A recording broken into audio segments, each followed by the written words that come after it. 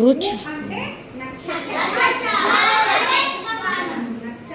గమనాన్ని లెక్కింపుకునేది ఆ రోజే నుంచే స్టార్ట్ అవుతుంది కాబట్టి ఉగాది పండుగని నక్షత్రాల లెక్కింపు స్టార్ట్ అయ్యే విధంగా జరుపుకుంటాం. అలాగే బ్రహ్మ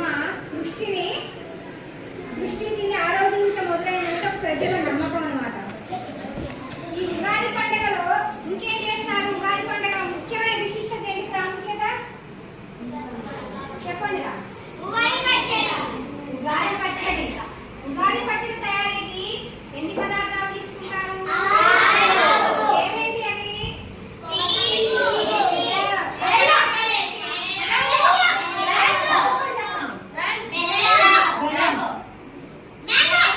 మామిడికాయలు,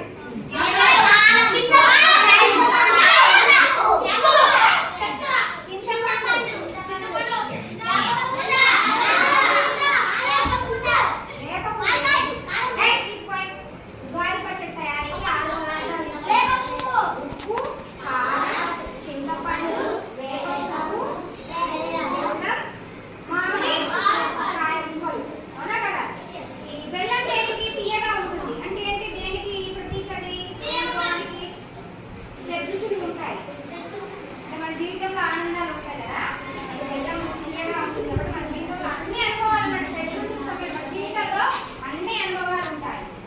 అలాగే వేప పువ్వు చేదుగా ఉంటుందంటే మన జీవితంలో అప్పుడప్పుడు కొన్ని బాధాకరమైన సందర్భాలు కూడా ఉంటాయి అన్నమాట. జీవితంలో అన్ని అనుభవాలతో ఉన్న సమ్మేళనం. అందుకోసం ఉగాది పచ్చడిని సేవిస్తారన్నమాట. షడ్రుచులు ఉంటాయి, ఒక్కొక్క రుచి ఒక్కొక్క అనుభవానికి ప్రతీక. అలాగే మామిడికాయలు ఒగరుగా ఉంటాయి. ఒగరు అనేది ఏంటి చెప్పండి? మన లైఫ్ లో కొన్నిసార్లు అనుకోని సవాళ్ళు ఎదుర్కోవాల్సి వస్తుంది.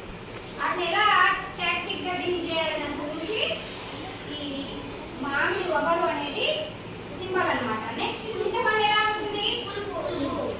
పులుపు అనేది మనం అప్పుడప్పుడు కొన్ని సందర్భాల్లో నేర్పుగా వివరించాల్సి ఉంటుంది, తెలివిగా. అలా వివరించినప్పుడు ఆ సమస్యను మనము పరిష్కరించుకోగలుగుతాం.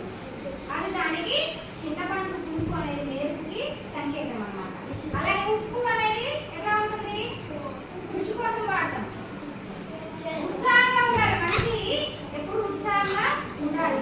ఆ ఉత్సాహానికి ప్రతీక ఉప్పు. కారం ఏంటి? అప్పుడు మనకి లైఫ్ లో కోపం వస్తుంటుంది, అన్నీ ఉంటాయి. కోపము, సంతోషము, బాధ, ఉత్సాహము, ఇవన్నీ అనుభవాలు ఉంటాయి. అనుభవాలతో ఉన్నటువంటి సమ్మేళనమే ఈ షడ్రుచుల ఉగాది పచ్చడి. ఇది సేవించినట్టయితే ఉగాది పర్వదినాన మనలో ఉన్నటువంటి వేపపును, సైంటిఫికల్ కూడా ఇది చాలా మంచిది. వేపపును కూడా, మామిడి కాయ ముక్కలు ఇవన్నీ కూడా శరీరానికి ఆరోగ్యకరం అన్నమాట. మనలో ఉన్నటువంటి రోగాలన్నీ కూడా నయం చేసేస్తాయి. కాబట్టి ఖచ్చితంగా ఉగాది పర్వదినాన